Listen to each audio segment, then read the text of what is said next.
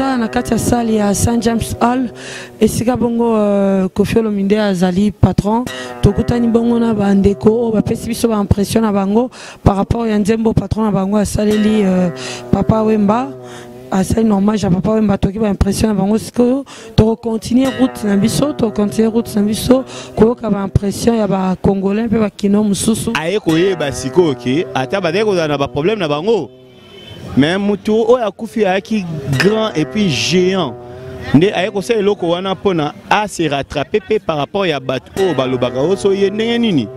Mais aye bi ki wana za viena ye. Moutou po ba castor na kini ezalaki Papa Wemba. Nanzela misha mulongo. Vera biso Koffi Olomide zaki pire petit na ye. Po ba Wemba payer à partir de Papa Wemba ndé ba Koffi Olomide. Alors nzembo eleka to sepeli nango eleka ebeta pour no maja vena pour moni mutu so azala susira mutema me moya admission na nzembo.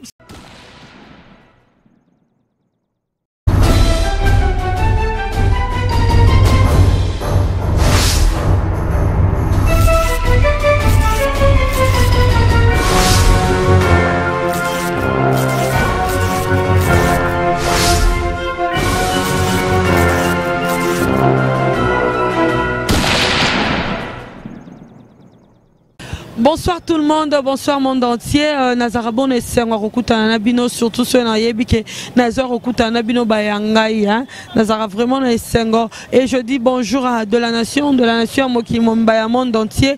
Je fais des gros bisous à Armand Emporio, je fais des gros bisous à Freddy Hakim Bebota Bacheri. Et je dis bonjour à Pichou Mangaya, Papi Guéné, des gros bisous à vous, tout le staff de Cléboa, de gros bisous à vous. Léon Azotambola Bongo, non c'est la bino baladeur, ton akori qui évolue Bongo, sans pourtant dire bonjour à celui qu'on appelle Jires Matouba, la joie de vivre. Hein, Jires Matouba, la joie de vivre, Telangano, Likambo, quoi. Baobi, Papa Wemba, Azaïki Te Matanga Kester, Asaeli chant d'hommage. Papa Wemba Léo Tozana été. Babi Koffi Olomide pas zalaki te matanga Papa Wemba. Masaeli chant d'hommage.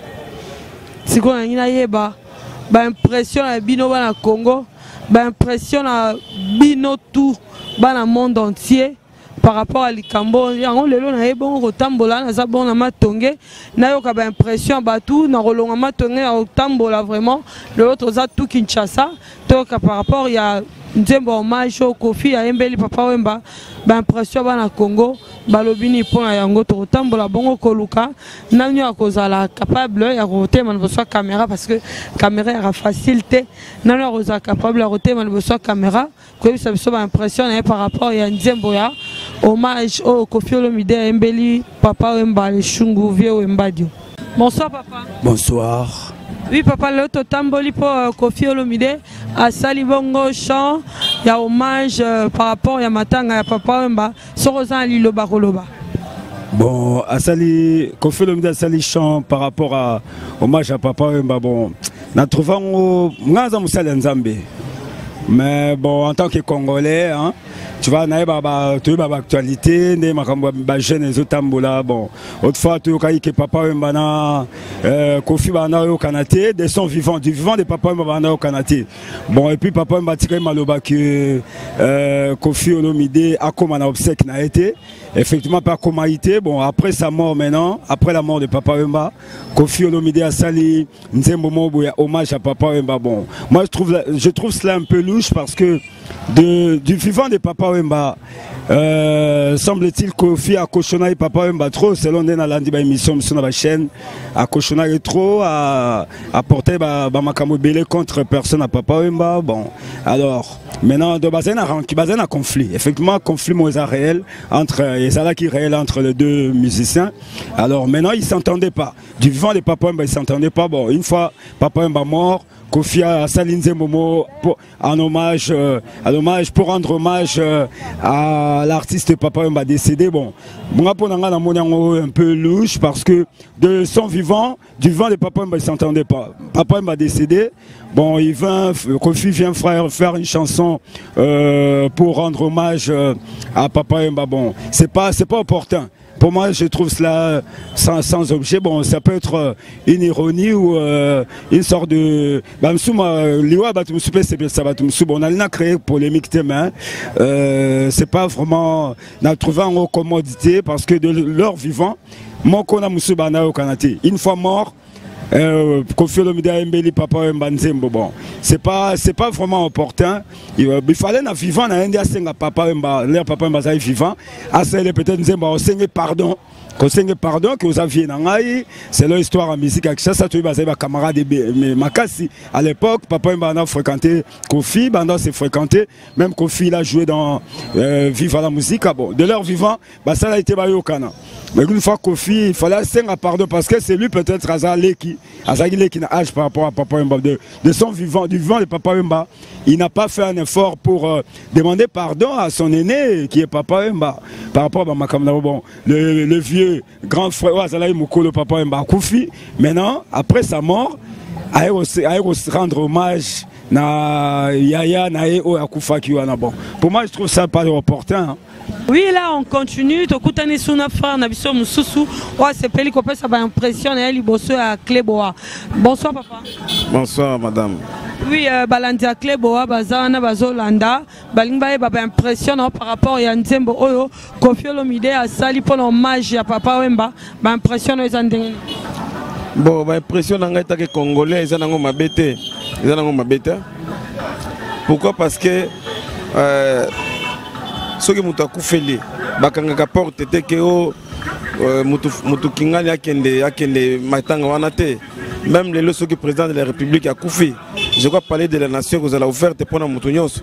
Donc, état que Ndekonae, Basala qui Moussala Moko, donc il n'a pas tort yako honoré. Oui, mais au Montende Batom Kiliba, le Bakeno, Bayebani, pourquoi? Parce que Kester Tanga Koufaki, Papa Mbasela qui est un bon hommage, Lelo Papa Mbazate, Kofi Olomide c'est un bon hommage. Orchestre va travailler na Papa Wemba va travailler na Kofi Olomide. C'est là bas Kinois babi Bayebani, Yosan le bas sur un. Oui, certainement Bayebani, ba maskakande biso. Ce que tu bien. Na mo inde basala ka makambo na bango wana pona ezaka d'une façon ko gagner popularité. Il faut balaxer na population qui basala ba conflit pour que bango ba gagner. En fait bakutanaka basolola en tout cas basala ka bien. C'est pourquoi yo moko to loba Papa Wemba a sali la Kester Nzembo le Kofi Olomide a sali Papa Wemba Nzembo. Donc en fait ezaka neti jibe na wera. Donc bakutanaka na bango basa bien. OK, merci beaucoup. Tosepeli, merci. Ouais, là on continue avec l'impression de tous les Congolais. Tozo continue, Toye baba impression tout le monde. Toujours en route là, Tokutana ba papa, Toye mekakosola na bango, Toye baba impression na bango par rapport toujours al Kamto sola lelo. Il y a Nzembo Oyo Kofi Olomide à sali na hommage à Papa Wemba. Bonsoir papa. Bonsoir maman journaliste. Na sepeli ndenge bo pesinga maloba. Merci. Ok, Tolunga tu as impression par rapport à Nzembo Kofi Olomide à sali na hommage à Papa Wemba. En tout cas, l'impression Nangai est vraiment juste et puis normal parce que na sepeli on a Zala qui vient donc il y a Kutakala et le Kola Kofi. Je les connaissais à ça là, Nzembo, c'est bon vraiment. Hommage et ça l'ira bien pour la Papa Wemba. Kapo bazo pe to lingi bato to batikali na c'est pour na loba yango na ba interview à Liboso tango Papa Koufaki que bato to batikali baza la bomoko batisa so baza la bomoko misi ezozo c'est pas parce que bomoko ezalité.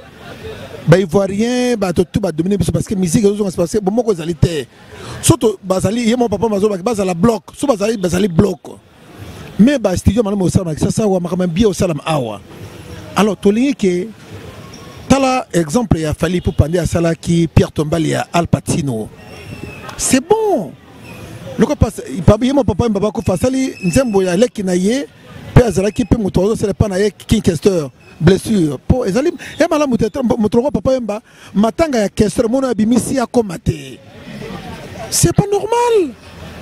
Hein? Moto papa ba castor na kini ezalaki Papa Wemba. Nanzela Misha Mulongo.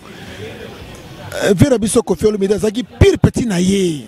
Papa Wemba paye à partir de Papa Wemba ne ba pas Koffi Olomide. Alors nzembo le cas to sepeli na ngwe le cas ebeta pour no majave na pour mon moto so za souci na mutema mais moya admission na nzembo c'est bon papa. Oui, bonsoir madame. Oui papa, Dangane papa impressionnant par rapport à Nzembo Oyo, papa Wemba Koffi Olomide embi na hommage à papa Wemba.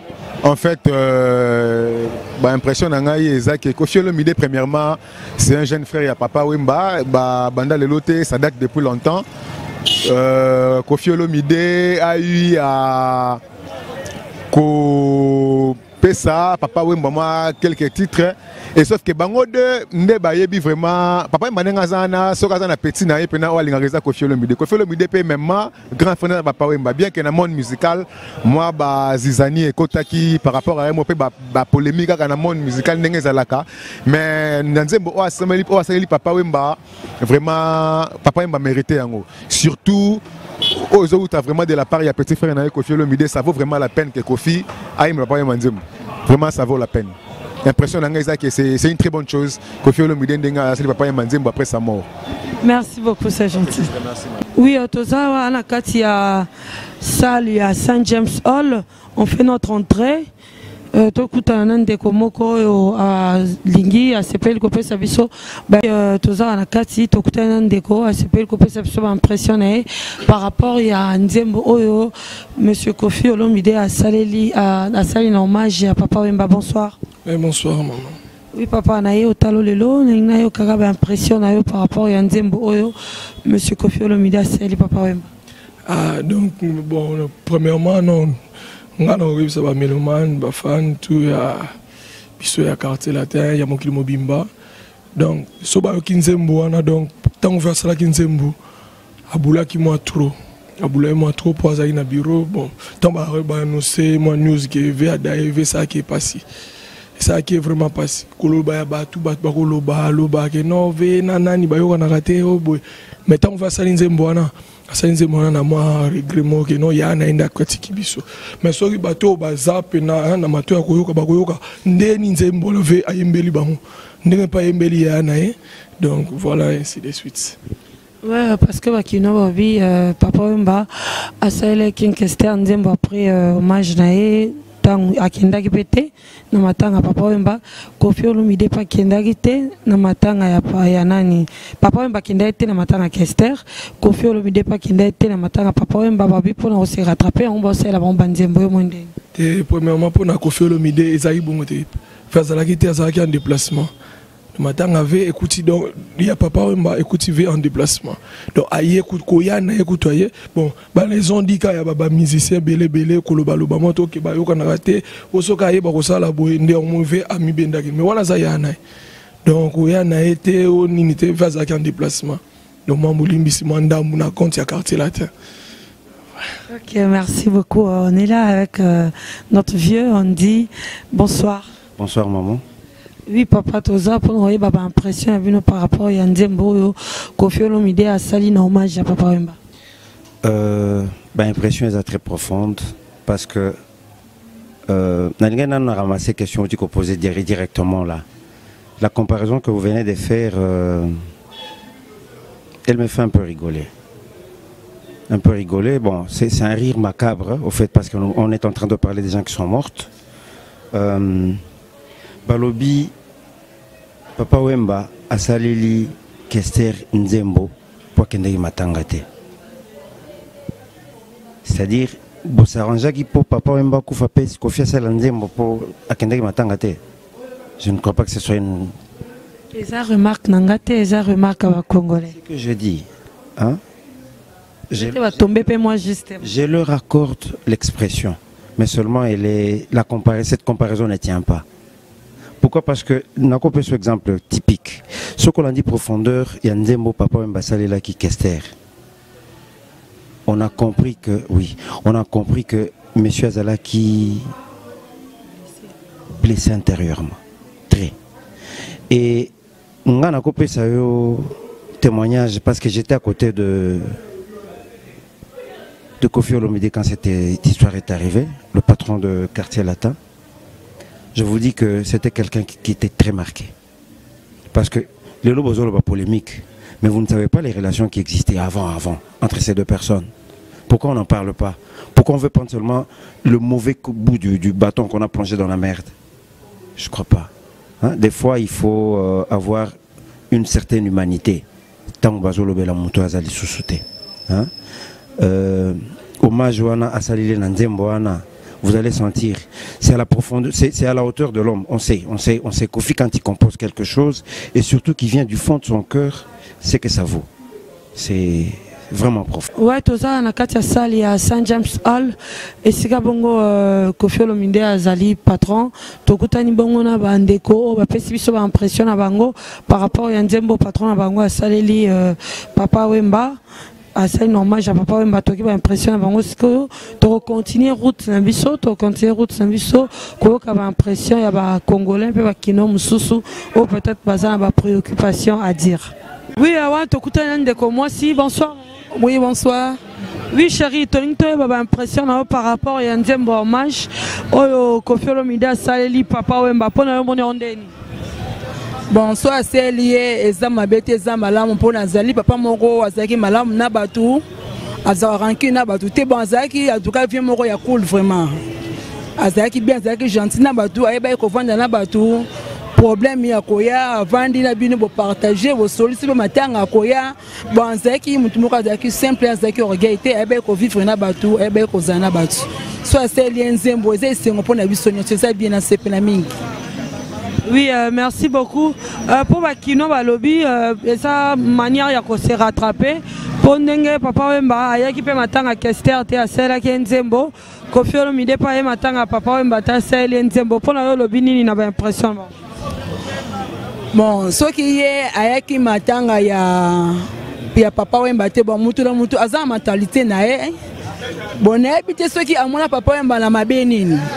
Pour la ngatuka Papa Wemba na ndenge da ebeli ya na biso azaki fi mon beaucoup vieux bien azaranki na batuti. Na habité ceux qui amona lendeni ni ceux qui azako gay to ndeni ni to ba mabe pona eme na sikala ko ka mabe na ete. Mais en tout cas la moni o na ko ko bati azaki ne ka bien. Merci beaucoup. Bonsoir papa. Bonsoir maman.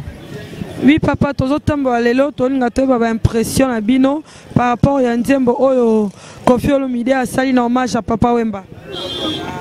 Donc pour moi je suis très content par rapport à Nzembo oyo a sali et a signe à reconnaissance pour bisotan to kola na katama tonge oyo Kofi to ebaki sima Papa Wemba.